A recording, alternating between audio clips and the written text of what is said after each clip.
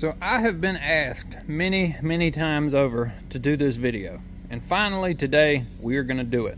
But we're going to do a little bit different twist on it with a lot of information. So what we have here is a 20-gallon bladder tank, a 20-gallon bladder tank, and a 20-gallon bladder tank. This one is a cheap bladder tank, vertical standing, and it is also bad. This is a horizontal bladder tank that is actually still good, and this is a top shelf, more expensive bladder tank that is also still good. What we're going to do in this video, we are going to cut each tank open. We're going to take a grinder, we're going to cut around them, we're going to open them up, we're going to see what the inside is made of, how the inside is designed compared to this, compared to that, and also compared to that. I've had many people in the past speculate that you cannot lay tanks on their side and have them work properly. Now, I've actually contacted the tank manufacturer on this question, and they said if the tank is less than 36 gallons, it in fact can be done and laid on its side. So if you didn't have a horizontal tank, you can take a vertical tank and tip it over on its side and it will still function correctly.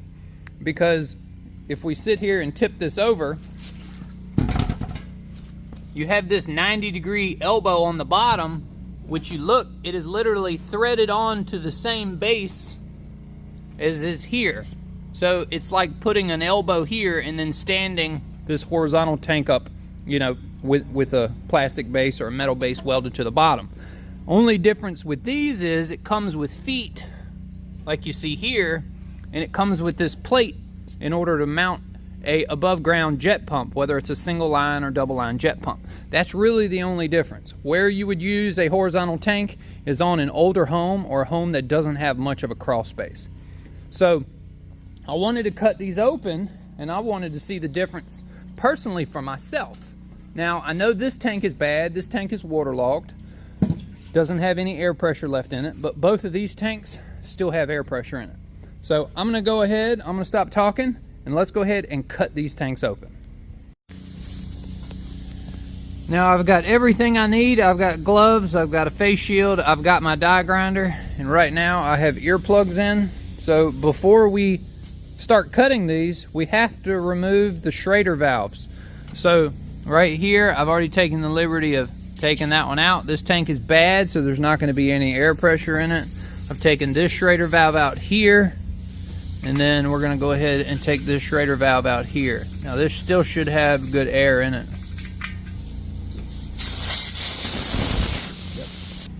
Now just for a quick, if anybody's wondering, in order to properly set the pressure in the tank, you have to have 0 water pressure in it. So basically, if you want to check your air pressure, you need to turn the pump breaker off, open a faucet, and leave the faucet open until the water stops, to nothing. And then you go under wherever your tank is, hook up an air compressor, hook it to here, and then you would pump it up to either 28 psi or 38 psi, depending on which pressure switch that you have. Whatever the on number is of the pressure switch, which will be the lower number, you need 2 to 5 pounds of air pressure less than whatever that number is. So if you have a switch that turns on at 30 psi, you need to have less than 30 psi of air in the tank. But you cannot add air, nor can you check the air properly with a digital pressure gauge if there is water in the system. So before you do any testing of your tank to see if it's good or bad, well, maybe not if it's good or bad, but if you're going to add air to it or adjust it in any way, you have to turn the breaker off and you have to drain all the water out of the tank. That's the only way to set it up properly. All right, enough talking about that. Let's go ahead and cut these bad boys open and see what we find on the inside.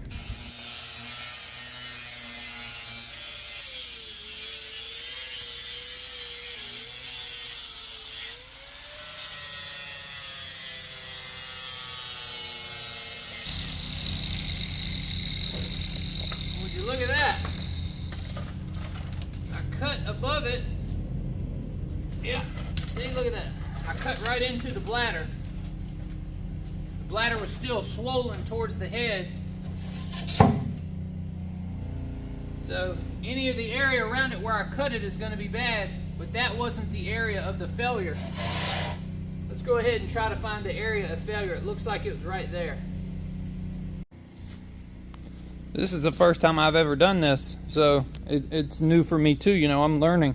I really thought I wasn't going to hit the bladder, but it looks like I did in a couple of places. You can see I was well below the seam, or well above the seam by about an inch. But and then, all right, so there's the metal band, the metal ring he was talking about, my salesman. Looks like to me that right there is the failure point of probably letting some of the air out. Let's see here. That looks like paint, possibly. I don't know. You can see all on the bladder here.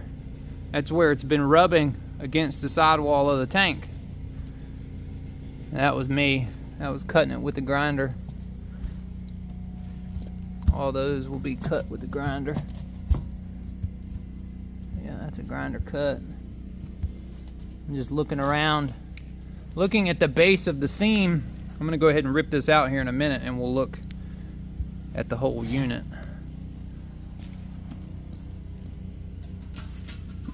Okay, so see, there's the top of the tank. See how it's all rusted on the inside? Yeah, that's not smooth. That is not smooth. So this tank was bad. When you start getting discolored water that looks like this, a lot of times it's due to a bad failed tank. That's because it starts to rust the inside of the tank and the water no longer stores inside of the rubber balloon. So believe it or not, we've got metal tanks, but the water never comes in contact with the metal tank. It stays stored inside of this balloon, of this bladder here. So the water fills up inside of this, and the air pressure in the canister pushes against the water like this to push it out. And then the pump kicks on and it inflates it back up, pushing against the air pressure in the tank. Anytime you open a faucet, it's deflating the bladder. The air pressure in the tank is pushing back against the balloon to force the water out of the bottom and out of your faucet. Then when the tanks go bad and there's, you know, a small pinhole like this right here in your bladder, the water comes in contact with the metal of the inside of the tank. It begins to rust, it begins to mix together, and then you start noticing discolored water. Let me go ahead and see if I can rip this out.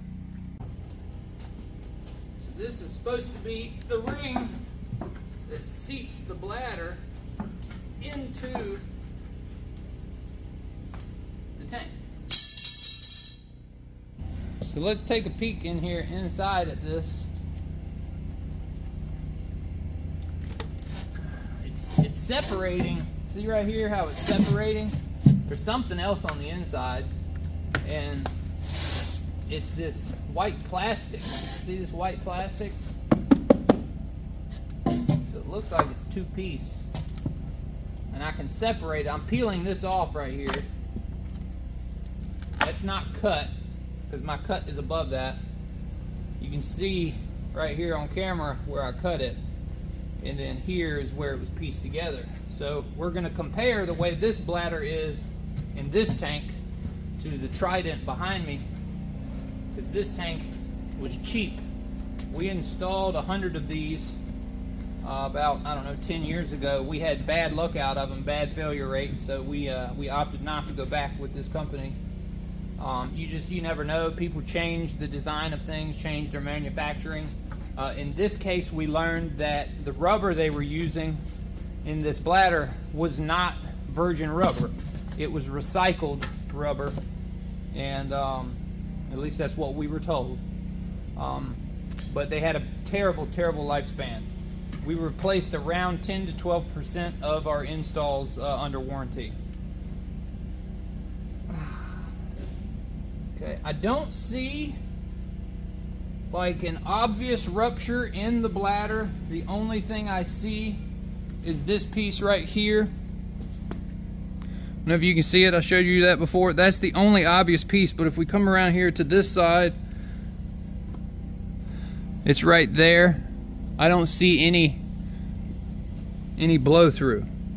So that might be just a tear from the outside. Now what I think happened on this is that this bladder separated from this ring here.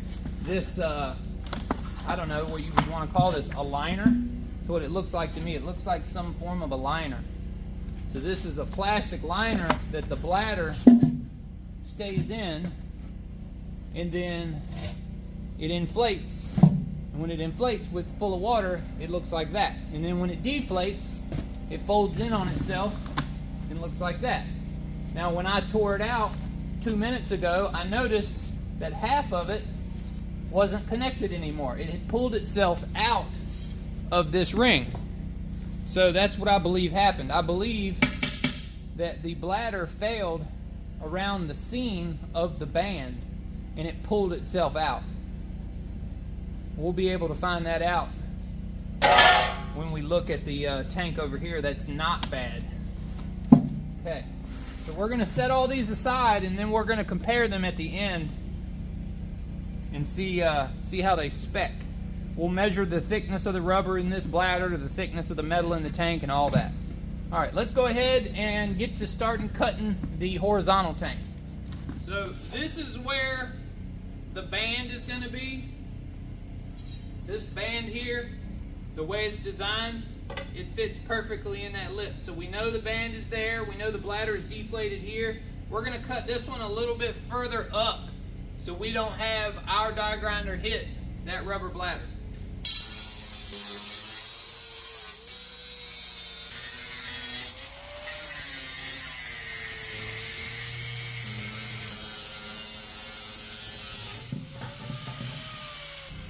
Now that we have the horizontal tank cut open, let's go ahead and look at the inside of this. I can already tell this looks completely different. So this is a bladder, and this is a good bladder. This is exactly how they're supposed to look. Nice and solid, good band. Looks like I have sediment trapped right where this was. So possibly rust buildup, sediment buildup. Now I got it stuck in the base. But so this tank is faulty, but the bladder, I believe, is probably still good most of the way. If it had a failure, I would give it like 98% was still good. It just had such a small, fine hole in it. Let's take a look. So rust throughs, that's a rust through right there, right? That's not very common, to be completely honest. If we look inside of this tank compared to the other, see how it's painted so we don't get any rust? Already looking like a more quality tank. This band here, you can tell that band is a stainless steel band. Has very, very little rust on it. Quality band. Looks good. I like how they painted the inside of the tank so it's not going to rust. See how it's conformed to, I believe, this is the bottom. Yep, this would be considered the bottom. So water never sees this area where my hand is. This is a balloon and it swells up and the water stays inside the balloon. Well, somewhere, somehow, there had to be water, and a lot of times it can be condensation, but this right here, we'll cut it open here in a second, see exactly what's on the other side of this. But if you see how big of a knot that is? I don't know what it is, but it feels like sediment on the back side of that. So it could be a tiny little pinhole in here that has allowed sediment to settle. Now, why does sediment settle? So here's the problem with the horizontal tank that lays over on its side. Because tanks themselves, like this, are self-cleaning. They fill from the bottom and they release from the bottom. So if any sediment goes in the tank, it settles to the bottom. Well, the discharge port is on the bottom. So all the sediment will then wash out When the system turns on and you start using water, then it'll go to the filter, and the filter will trap the sediment. You can't have a filter before the tank, because if the filter stops up, then the switch, which is at the tank, cannot sense the correct pressure. So you cannot filter water before it goes in the tank. A lot of people do, but it's not safe. You'll have 140 psi on the incoming side of the filter to force it through a plugged up filter, and then you'll have 60 psi on the outgoing side. So that's the problem with a filter before the tank. Now, back to this. This is really cool. I'm like intrigued to see these things. So hopefully y'all are enjoying it. If you are, make sure you give the video a thumbs up, and I'll do more videos like this in the future. So let's go ahead. I don't know if I'll take this band out because it seems like it's in there really, really well. Let's go ahead and cut this. I'm going to cut this open with a razor knife, and we'll see what's behind this, and we'll see what that rust spot looks like from the inside perspective. Let's go ahead and cut it open. So Boxo's got me set up with these tools, and this thing right here is awesome. It is a unique design of a razor blade. It's got a little hook on it. Works great for wires. I think it'll work great for this.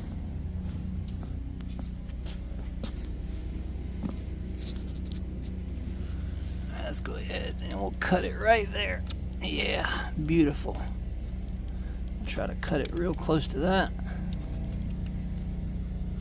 Okay. Look at all that. Look at all that. Look at all that sediment. So that's the problem with a horizontal tank.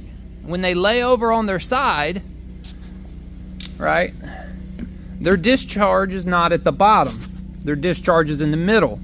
So if sediment enters this tank, anything from this point down, the sediment can settle to the bottom. Well, guess what? Where did all that sediment settle? Directly on the bottom. How do we know that's on the bottom? Because there's a bolt. That's where the feet used to mount on this thing. So it's literally right in line with the bottom. Let's go ahead, open this up. Yeah, wow, look at all that. Just sediment galore. And it's so super duper fine. It's almost like polishing compound, almost. So fine. Really cool.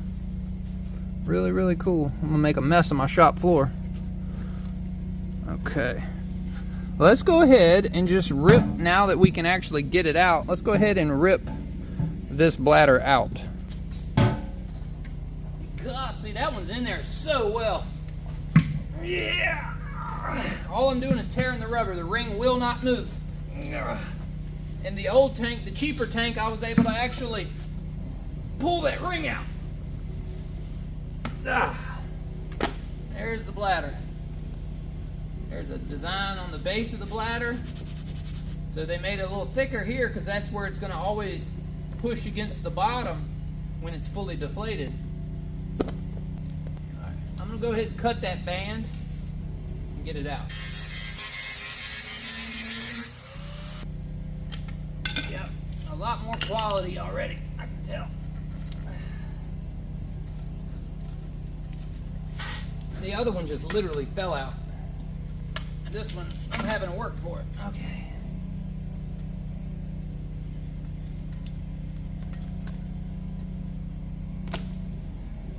Yeah, really good quality. All right, so I got a magnet. We're gonna test if it's aluminum or not. Tank is steel. That's steel too. So stainless steel would not have that much magnetism, nor would aluminum.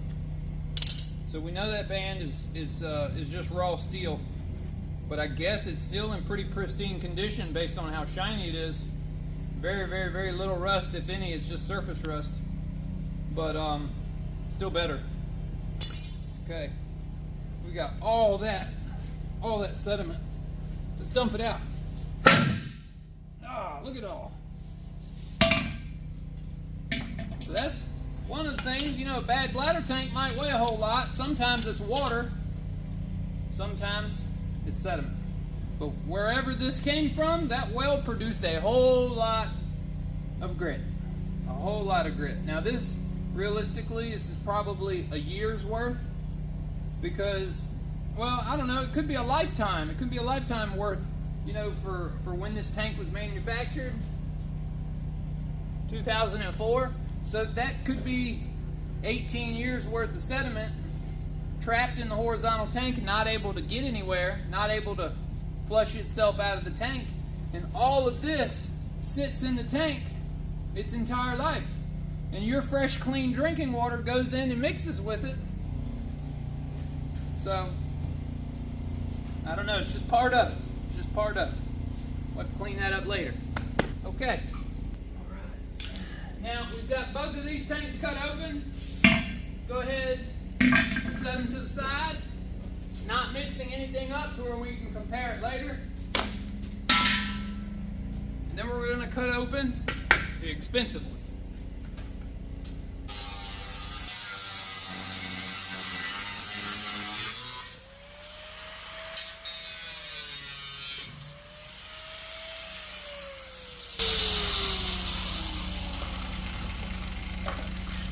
Alright, moment of truth.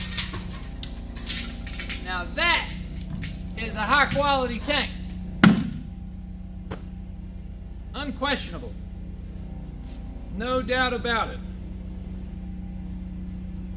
That's why some tanks cost you 150 bucks and other tanks cost you 320. Huh. Wow. I'm blown away. Isn't that absolutely amazing? So this tank had a service life of about 3 years, and I forget the reason why we replaced it. I think maybe they wanted to go to a larger tank. They got away from the 20 gallon and went to like an 86. And I saved the tank. I was going to give it to somebody who needed it, and then I said, you know what, this is a perfect opportunity for me to cut open bladder tanks and make videos on it while we actually have a good used tank. So wow, yeah, look at that. Beautiful looking on the inside. It's got this little piece here that looks like maybe like an air control. Let's go ahead and turn on the light here. Look, that bladder right there, it says 422 on it, like they labeled it. And then on the outside of the tank, it says 2021. So I'm not really sure there. But look, see the band? It's like this is made onto it where the others were inserted. I don't know if I can pinch this and get this up. Should be able to pull it up.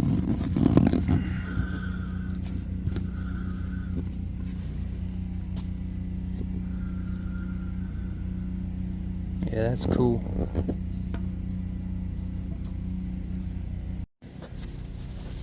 Now, one of the big things I'm noticing already off the bat is both of these tanks use these rings right here to hold the bladders in place.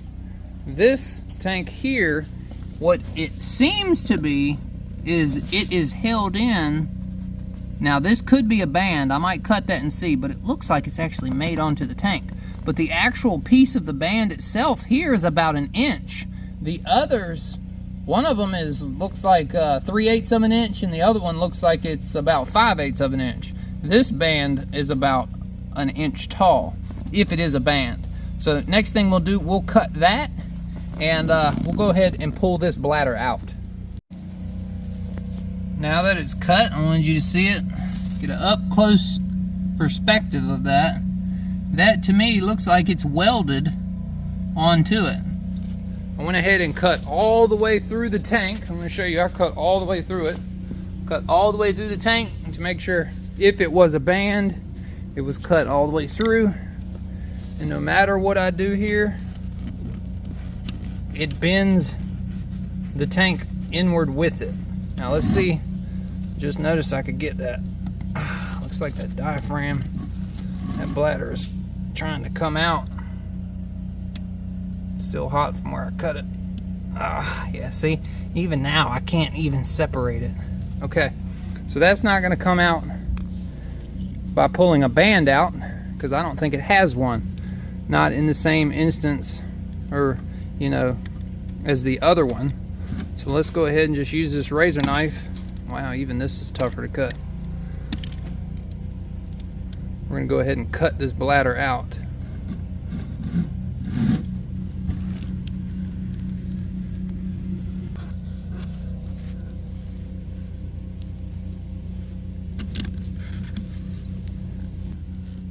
Okay, it's all cut.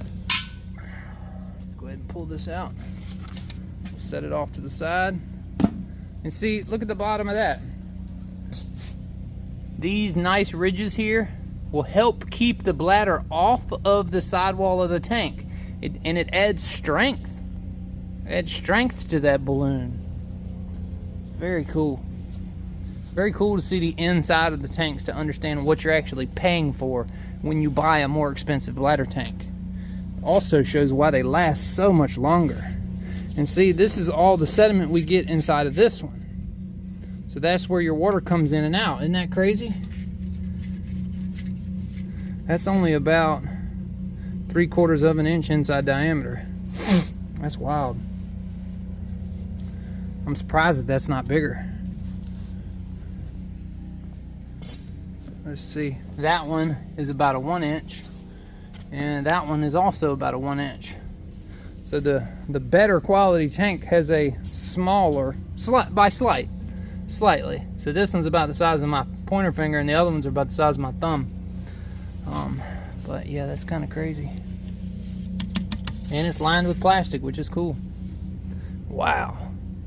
Okay, now what we're gonna do, we're gonna go ahead and compare the thicknesses of the bladder with a micrometer, and we're also gonna compare the thickness of the metal in the tanks with a micrometer. And we're gonna see if all these tanks spec out to be the same thickness, or if some are thinner, some are thicker.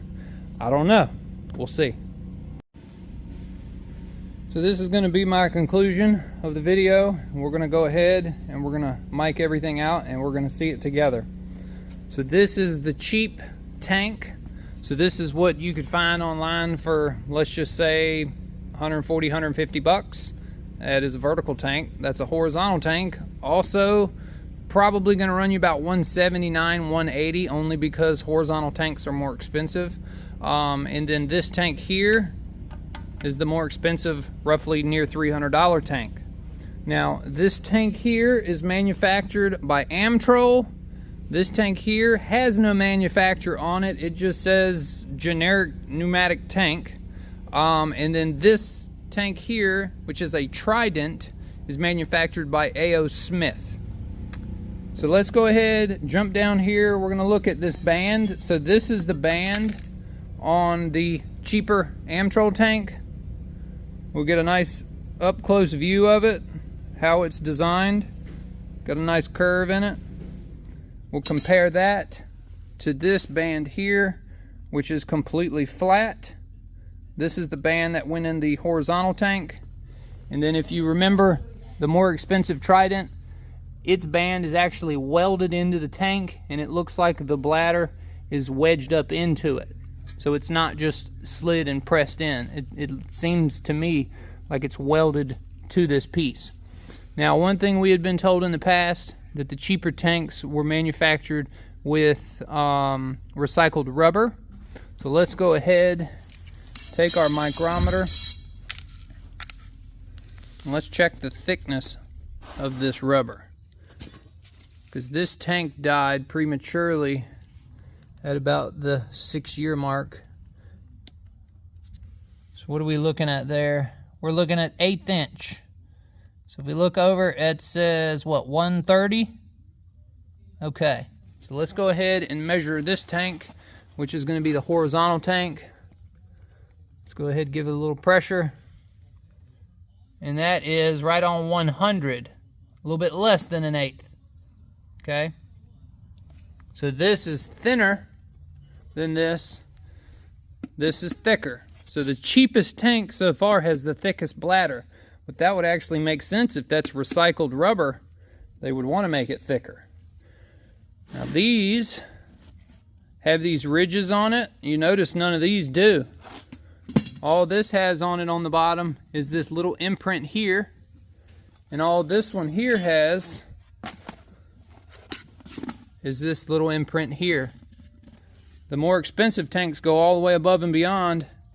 Looks like they have this in the mold. Looks like it keeps it off the wall of the inside of the tank, and it would probably make it stronger in the area where it stretches towards the dome. Let's go ahead and mic this one. All right, that one is also the same thickness as the horizontal tank. It's also a little under 1/8, right at 100. If anything, it's a little bit less than 100. But if this is virgin rubber and it's not as thick, but it was actually still good, this is probably the most quality bladder out of all three of them. Now let's go ahead and check the thickness of the metals. All right, so we come here. These are the tops of the tanks. This is the Trident, made by A.O. Smith, horizontal tank, and that's the cheap tank.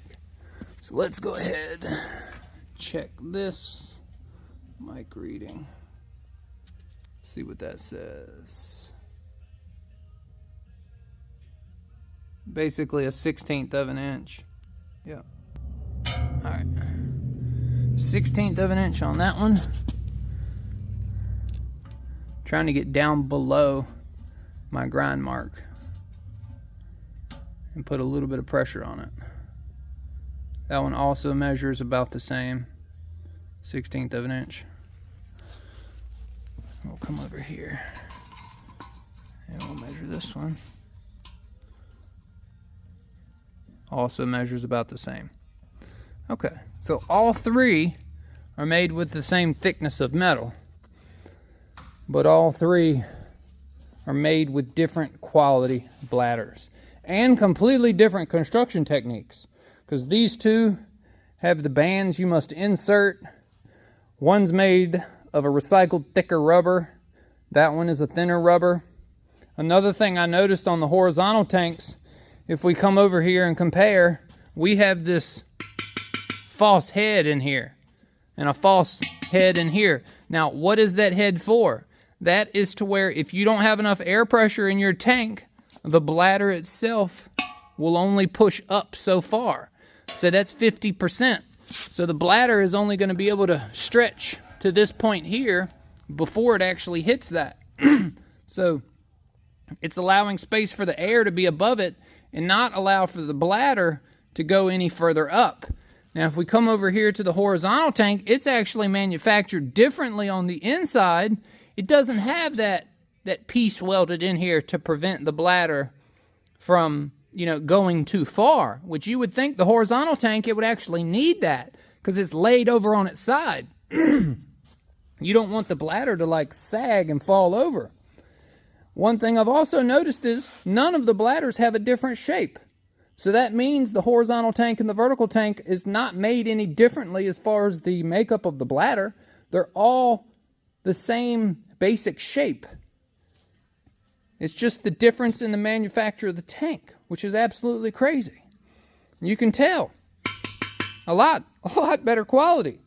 So, in all, when you pay for a more expensive tank, you are getting a superior product compared to the ones that you're going to buy for a cheaper price at the local hardware store. Because that's what this is. This is a local hardware store tank, 100%. I've seen them sitting on the shelf. We come over here and look. That's all it says is hydro pneumatic pump tank. Doesn't really have pentair pump group. So that's like their baseline, bottom line tank. So pentair, I think A.O. Smith, which is the Trident. Yeah, A.O. Smith Trident. And then this is a Value Well by x-trol. So yeah, that's a lot to take in. This is the first time I've ever done this. This is going to be a really long video, but I learned a whole lot here today. A whole lot. Hopefully you enjoyed this video.